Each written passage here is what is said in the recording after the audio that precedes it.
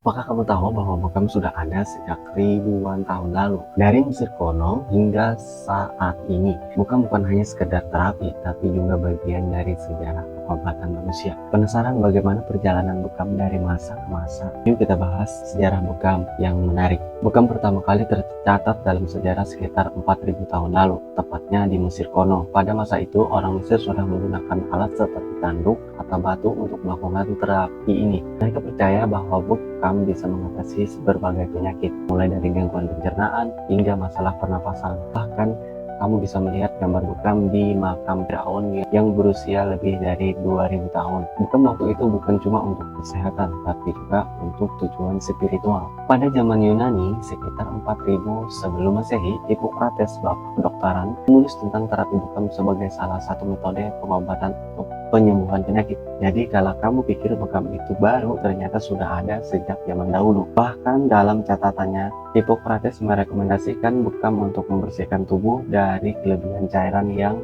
dipercaya menyebabkan penyakit. Tapi yang lebih menarik adalah bekam semakin populer setelah masa Nabi Muhammad SAW di abad ke-7. Nabi Muhammad menyarankan bekam sebagai pengobatan yang bermanfaat untuk menjaga kesehatan. Biasanya cukup terkenal. Sebaik-baik pengobatan yang kalian gunakan adalah bekam. Itu artinya bekam bukan hanya digunakan untuk pengobatan fisik, tapi juga menjadi bagian dari kebiasaan sehat dalam tradisi Islam. Setelah penyebaran Islam di seluruh dunia, bekam menyebar ke wilayah Timur Tengah dan Asia. Di Tiongkok, bekam juga dikenal sejak 1000 sebelum Masehi. Meskipun dengan teknik yang sedikit berbeda, namun bekam di dunia Islam yang berkembang pesat pada abad ke-18, bekam digunakan secara luas di Kerajaan Ottoman dan daerah-daerah lainnya. Masuk ke Indonesia, bekam mulai dikenal sejak abad ke-18 setelah Islam menyebar di Nusantara. Di Indonesia, bekam diterima dengan baik sebagai bagian dari pengobatan tradisional yang masih digunakan hingga sekarang. Bahkan saat ini bekam tidak hanya dilakukan dengan cara tradisional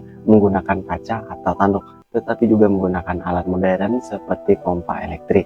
Nah, jadi bagaimana menurut kamu bekam ternyata bukan hanya sebagai terapi, tetapi bagian dari sejarah panjang peradaban manusia, dari yang masih relevan hingga kini, dengan manfaat yang luar biasa. Sudah saatnya kamu mencoba bekam untuk kesehatan kamu. Jangan lupa jika kamu suka video ini, like dan share ke teman-teman kamu biar mereka juga tahu sejarah unik ini.